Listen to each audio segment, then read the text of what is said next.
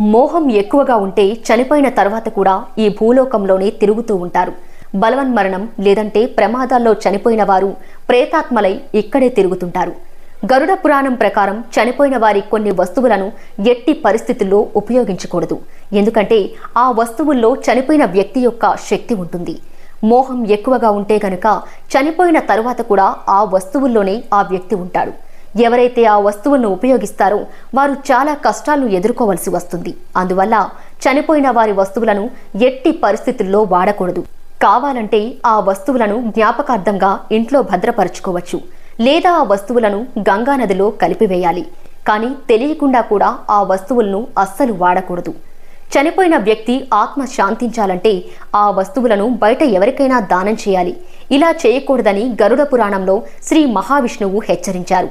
అవి గనుక ఉపయోగించడం మొదలు పెడితే వాటిపైన మోహంతో వారి